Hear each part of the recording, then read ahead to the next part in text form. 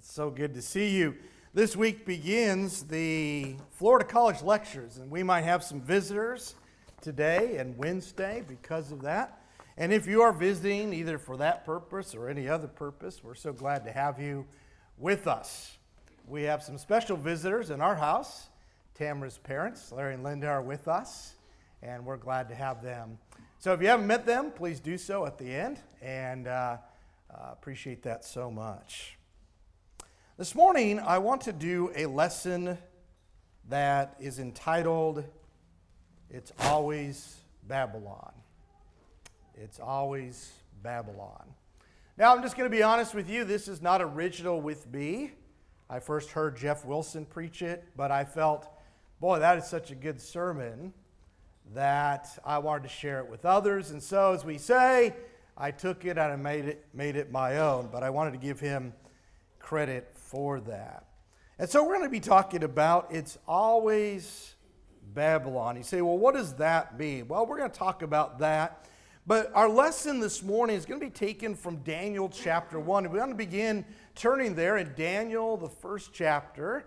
But I want to say a couple of preliminary kind of setup things before we get into the chapter itself. And so as we've been talking, as we're going to talk about Daniel, one of the things that we might bring up is there a problem with Daniel and maybe even some of the prophetic books? And what I mean by that is a lot of times we don't study the prophets. We don't study Daniel. Maybe we'll hear a sermon here and there, but a lot of times Bible classes don't deal with those stories. And a lot of times the only time we really get to study Daniel is in maybe when we're growing up in the children's Bible class.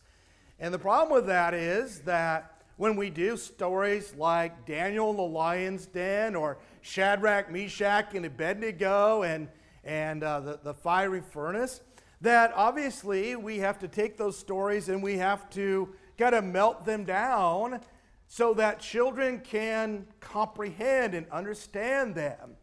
And if we don't deal with them in an adult situation, an adult class, sometimes we really just kind of escape the biblical significance of those stories. And so I want to tell you this story. In the class that I just took at Florida College,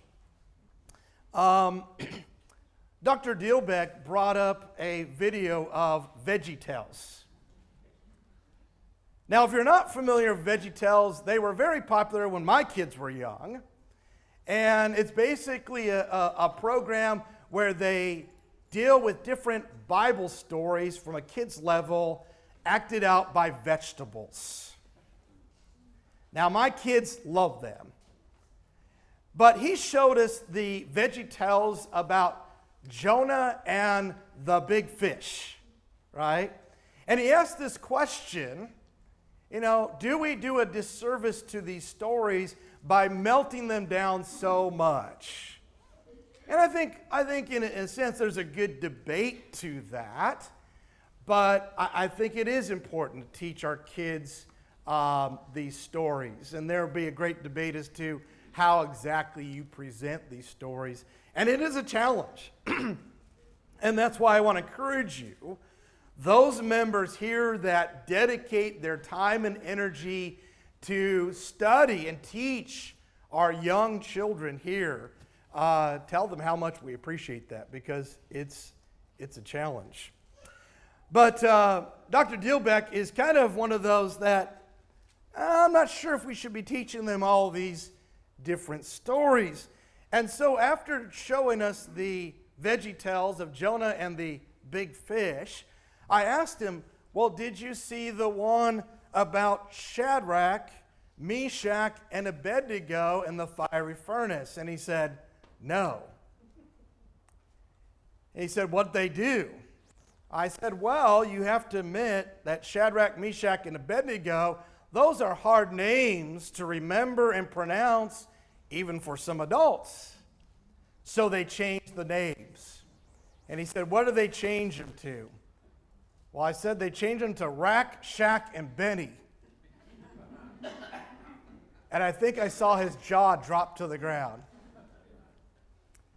But I think another possible problem is that sometimes we don't study these, not only because they can be a little bit challenging, but we think of them as, well, these are old stories. They take place hundreds of years ago, and they really are not relevant to the life we live today.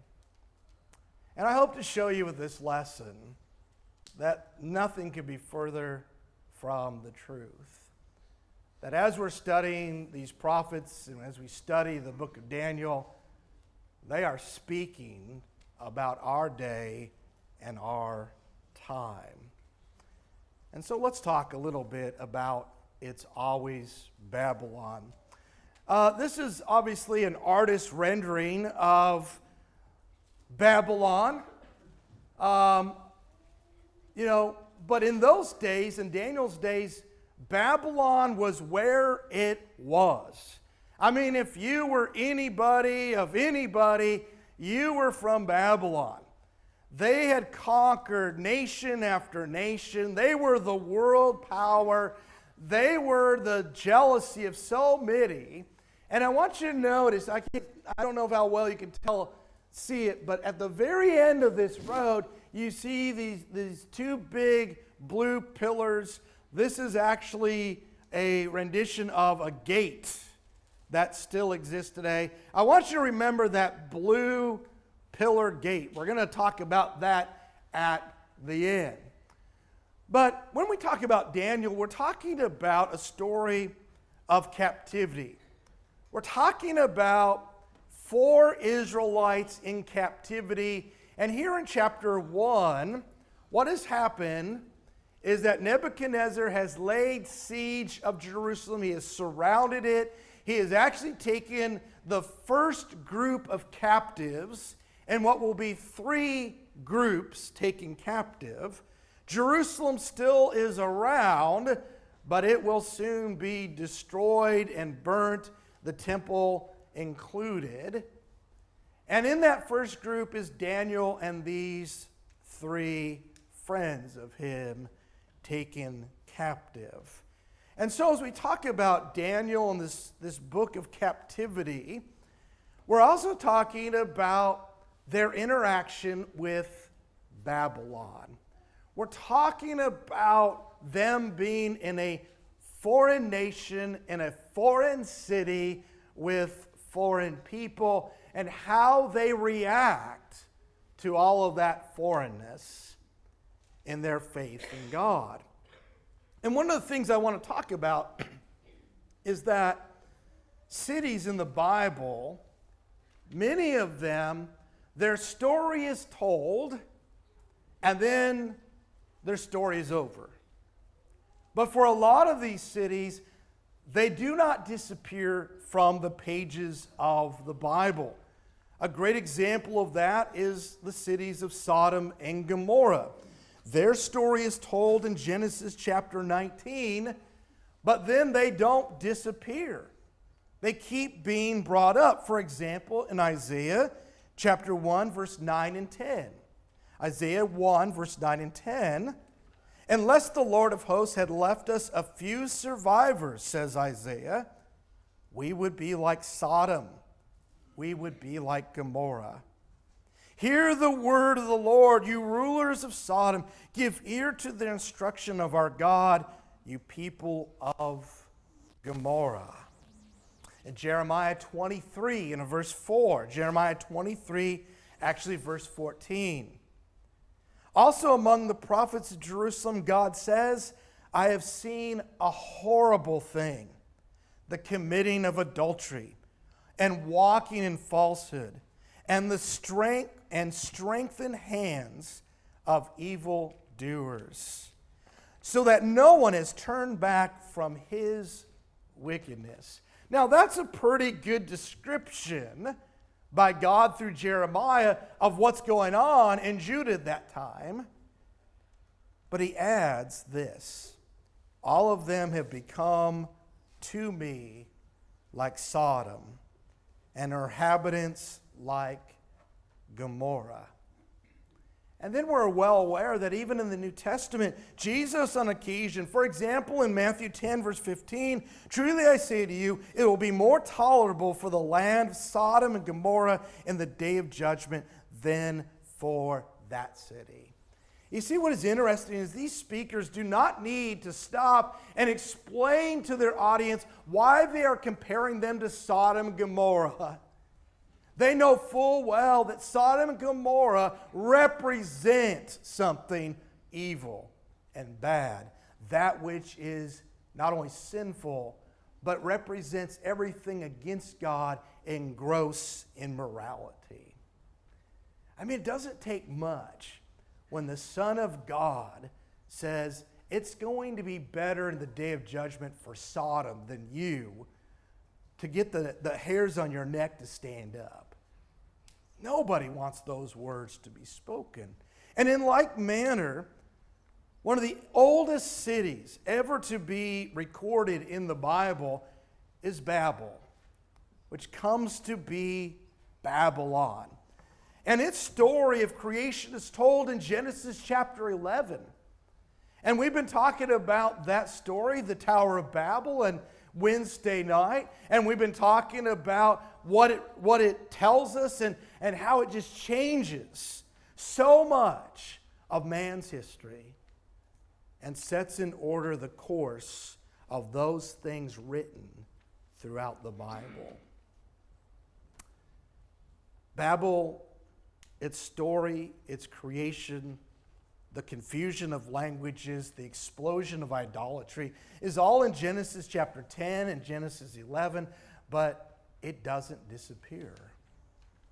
It keeps popping up, especially when you get not just to the first book of the Bible, but the last book of the Bible. It is mentioned over and over in the book of Revelation.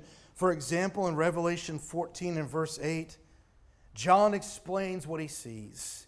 And another angel, a second one, followed, saying, Fallen, fallen is Babylon the Great, she who made all the nations drink of the wine of the passion of her immorality. Of course, he's not talking about Babylon. He's talking about Rome. But Rome is behaving just like Babylon did. Why? Well, because it's always Babylon. When we live in this world, it's always going to be like Babylon. And so, let's talk a little bit about our story with that introduction. Let's start in Daniel chapter 1, verse 3 and 4. Again, Daniel's three friends have been taken. They now enter into Babylon. And in verse 3 it says, the King Nebuchadnezzar, ordered Ashpenaz, the chief of the officials, to bring in some of the sons of Israel, including some of the royal family and of the nobles, youths in whom was no defect, who were good-looking, intelligence in every branch of wisdom, endowed with understanding and discerning knowledge, and who had ability for serving in the king's court. And he ordered him to teach them the literature and the language of the Chaldeans. Now, I want you to look at this. Nebuchadnezzar, as these captives come in, he says, hey, I want some of them to be in the palace with me. And what we know as we study the book of Daniel, this might start off as servantship, but it also includes that they can have the opportunity to become rulers in this foreign country. Because that's exactly what happens to Daniel and his friends. They eventually get promoted to where they're actually rulers, along with Nebuchadnezzar. And so what a great privilege it would be to be among the chosen. But here's the question. Who's he looking for? Who does the king want to serve him? What's the criteria to separate them who are going to be given this great opportunity to everyone else who's going to be just a mere captive by the river Kebar. Look at what the text says. He wants the youth. He wants those who are young. Not only that, he wants those that are handsome, beautiful. He wants those that are strong and powerful. He wants those that are intelligent and able to discern knowledge. And everyone else, you're no use. You have no value. Brothers and sisters in Christ, aren't you glad we don't live in a society like that? That's exactly the world we live in. It just reminds us so much that us, for the most part, we're not going to be selected by the world. We're not going to be appreciated by them. Every magazine on the rack, every billboard you drive past, every morning weather girl on TV, people, for the most part, like you and me, we don't make it on today's magazine covers or TV commercials. We just need to remind ourselves that while we live in this world, it's always Babylon. We need to remind ourselves what's going on in our world, what's going on in our schools, what's going on at work with these new policies. What is it? It's the world, it's Babylon wanting to make us into their image. That's what's happening. You see, in the world today, it's all about how you look and how you dress and how you speak and how intelligent you are. The story of Daniel may seem like it's about people and kings and captivity, but it's very much more about the world we live in. Why? Because Babylon is representative. And so many nations that follow them follow in the same footsteps. This is a story about the world, and the world will always be Babylon. It's always about the world versus the Bible. And it goes all the way back to Genesis chapter 3, verse 15, where God said to Satan, I'm going to put enmity between your seed and my seed, between your seed and the seed of woman. And throughout the Bible, what do we see? We see that enmity between the seed of Satan and the seed of God, between God's city and Babylon. And we just need to remind ourselves of that.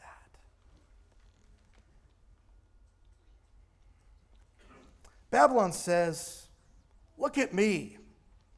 Look at me. It's all about me. But the Bible says don't just look out for your own interest, but for the interest of others. Babylon says, do unto others what they do to you. But we're well aware the Bible says to treat others the way you want to be treated. Babylon says do whatever makes you feel good, that makes you happy. But the Bible says deny yourself and take up your cross. So as you live your life, and as we study the prophets and Daniel, the question that really comes up is whose image you're going to mold your life in. Is it going to be Babylon? Is it going to be always Babylon? Or is it going to be God? Is it going to be always God? And it's important to put it that way, isn't it? Because I think probably the struggle that a lot of us have is that we don't want all of Babylon, but we want some of it. And to have some of that means that what? Well, we got to give up some of this God. It's not always God. And that's hard to admit. But that's the Christian struggle. So Nebuchadnezzar wants the young, the handsome, the strong, and the intelligent. And so does our world, because it's always Babylon. Let's talk about what now happens here. I want to bring in the tail end of verse 4 and then go down to verse 7. So what does Nebuchadnezzar do? He gets this group that he wants, and he ordered him, Ashpenaz, to teach them the literature and the language of the Chaldeans. The king appointed for them a daily ration from the king's choice food and from the wine which he drank. He appointed that they should be educated 3 years, at the end of which they were to enter into the king's personal service. So notice the change begins. Verse 6. Now among them from the sons of Judah were Daniel, Hananiah, Mishael, and Azariah. Then the commander of the officials assigned them new names to them. And to Daniel he assigned the name Belteshazzar, to Hananiah Shadrach, to Mishael Meshach, and to Azariah Abednego. So what's happening here? Well, Nebuchadnezzar says, listen, we've got to go through a transformation process with these youths. They've got to be changed. And why? Why? Well, it's simple. Nebuchadnezzar wanted them to be Babylonians. He doesn't want Israelites in his palace. He doesn't want foreigners. He wants them to be like Babylon. He wants them to do the things of Babylon. He wants them to worship the gods of Babylon. He wants them to conform to the ways of Babylon. And why? Because their ways, as he sees it, are better. I mean, just look at Babylon. Look at what Nebuchadnezzar's been able to do. Look at how great it is. Our ways are better. And isn't it interesting? That's exactly what happens in the book of Daniel. Until God comes, hello, Nebuchadnezzar. But think about it. It makes sense. He just went over and went to Jerusalem and besieged it. No problem at all. He just took a group of captives. He has them as a caged bird. And where is Yahweh? Yahweh didn't stop him. In his mind, Yahweh couldn't stop him. Their gods are more powerful. Their ways are better. So, of course, Babylon always wants us to conform to their ways because they think they're better. It's interesting. The first thing that changes, did you catch it? It's the names. It's the names. And as you kind of compare this, what you find is in those days, names are what? They're descriptions. That's really what they are. Right? Like Peter, what does Petros mean? It means rock. And we get a whole thing about that rock and who's the rock. Because names describe things. They have meaning.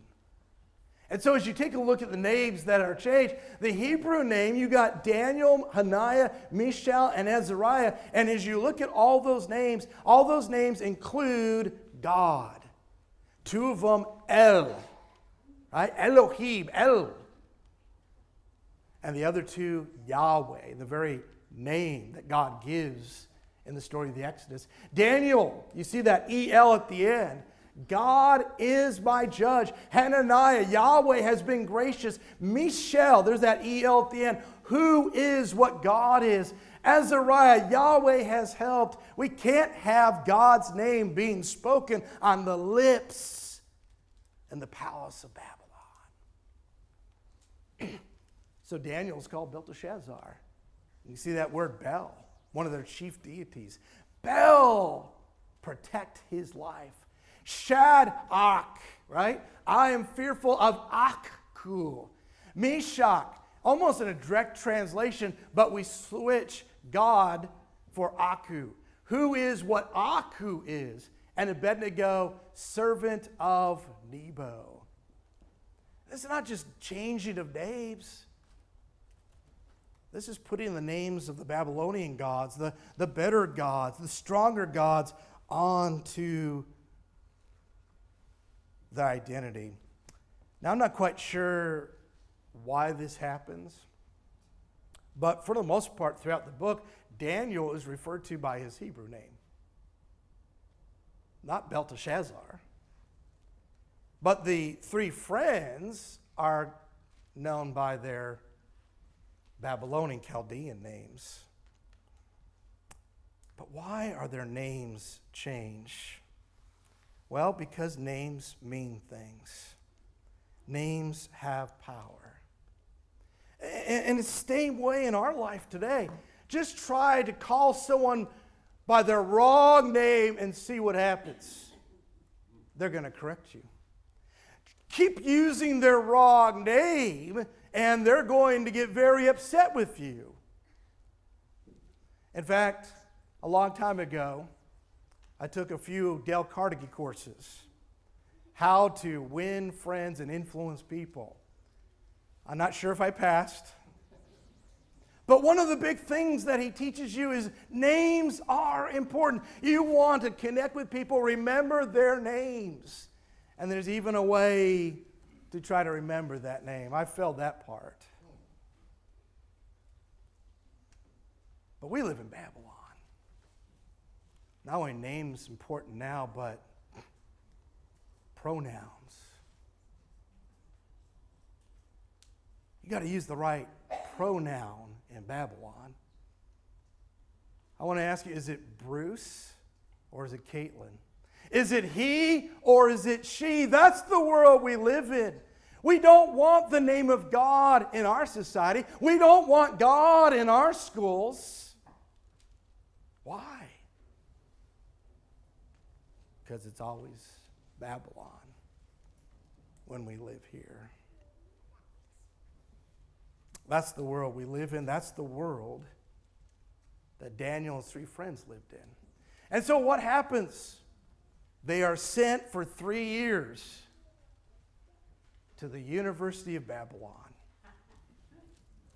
When I first preached this in California, we had some members that were big USC fans, and so I just threw this up there to get their goat.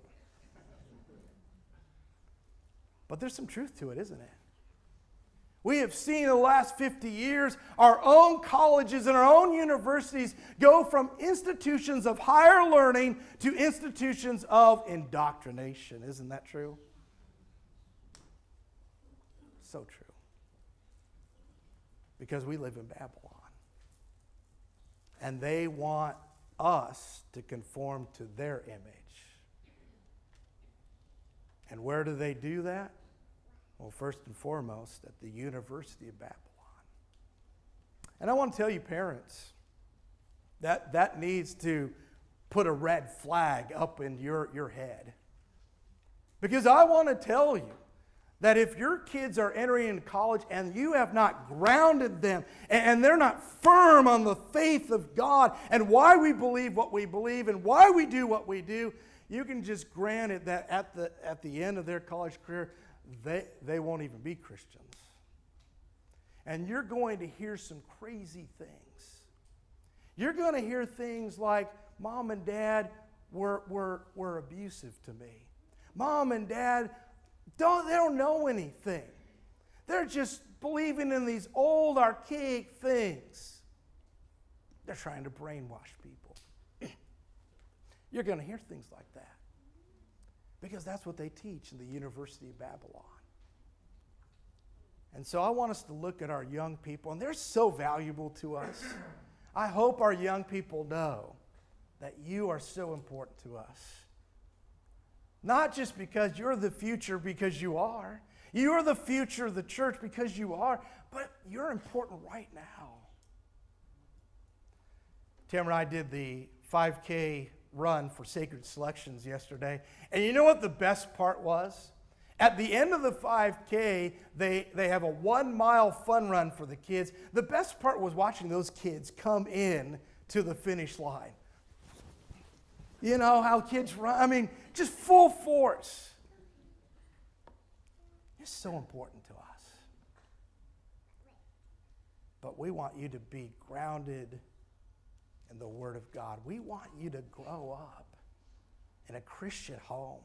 We want you to grow up in the grace and the knowledge of the Lord. It's always Babylon. But all of a sudden, we get to verse 8. Some changes have already taken place. But Daniel says, wait just a second. In verse 8, Daniel made up his mind that he would not defile himself with the king's choice foods or with the wine which he drank. So he sought permission from the commander of the officials that he might not defile himself. Now God granted Daniel favor and compassion in the sight of the commander of the officials. And the commander of the officials said to Daniel, I'm afraid of my lord the king, King Nebuchadnezzar, who has appointed your food and your drink. For why should he see your faces looking more haggard than the youths that are your own age? That then you would make me forfeit my head to the king. But Daniel said to the overseer, whom the commander of the officials had appointed over Daniel, Hananiah, Mishael, and Azariah, please test your servants for 10 days, and let us be given some vegetables to eat and water to drink. Then let our appearance be observed in your presence, and the appearance of the youths who are eating the king's choice food, and deal with your servants according to what you see. So we listened to them in this matter and tested them for 10 days. And at the end of 10 days, their appearance seemed better, and they were fatter, I think that means healthier, than all the youths who had been eating the king's choice food. So the overseer continued to withhold their choice food and the wine that they were to drink, and kept giving them vegetables. Isn't it interesting that Daniel says, okay, I'm going to take a stand. But where does he take that stand? Where does he draw that line? It's not with the name change. It's not with the 3 years of university training. No, he draws the line with the food. The king's choice food, as it's translated. You ever wonder why there? I don't know. Maybe this is like Peter in Acts chapter 10, where Peter says, I've never eaten these unclean animals. I'm not going to start now. Maybe that's it. Maybe this is where, food was very important. Those kosher food was very important to the Jews back then. Maybe that's it. But there's a lot of scholars that look at this word, choice food, and apparently it's a loaner word in the Chaldean language, and it conveys the idea, some of them say, of not just eating this choice food, but allegiance. If you're one of us, you'll eat this, in other words. It's like standing up and saying the Pledge of Allegiance, right? You're not just saying words, you're pledging allegiance to the flag and what it represents, to that country. I don't know if that's it or not. It makes some sense. But for one reason or another, Daniel takes a stand. Now, I want you to notice when he takes the stand, he goes to the official. Is it like this? I'm not doing that. No way. No, he's humble about it. You see a genuine concern that he has for the official, because this stand that he takes affects the official. He even tells him, if this doesn't work out, my head is chopped off. And when you think about that, it's not just about our faith, it's about the well-being of others. And Daniel demonstrates that. But he does take a stand.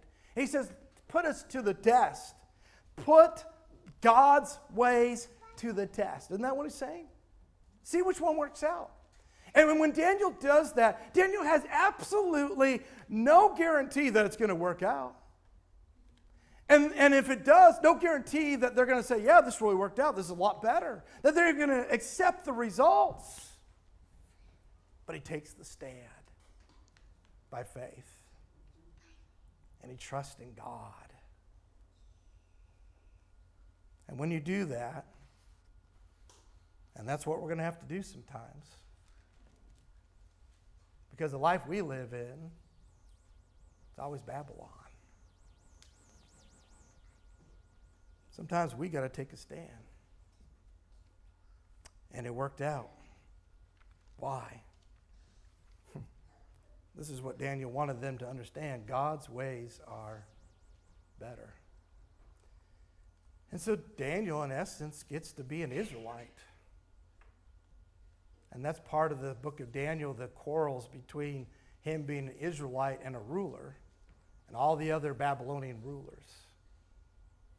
In fact, he is so faithful to God that they use his faithfulness to trip him up, to trap him.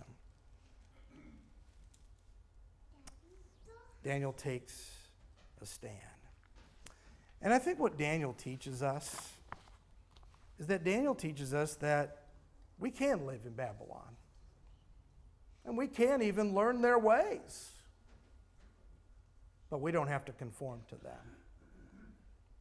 But that requires us taking a stand for God's ways. It wasn't easy for Daniel. One of the things you wonder about, what about the other Jewish men? Did they compromise? Or did they stand with Daniel? The question will be for us, who will we stand for? Babylon or God?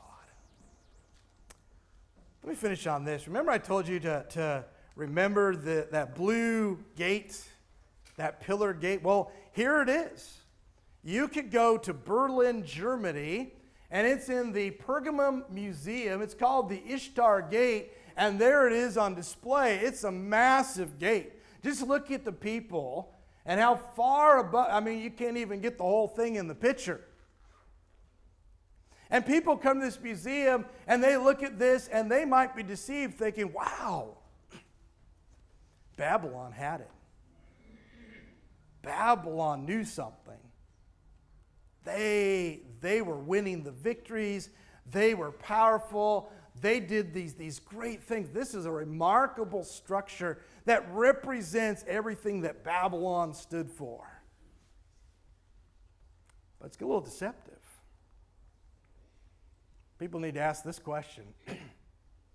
Why is it in a museum?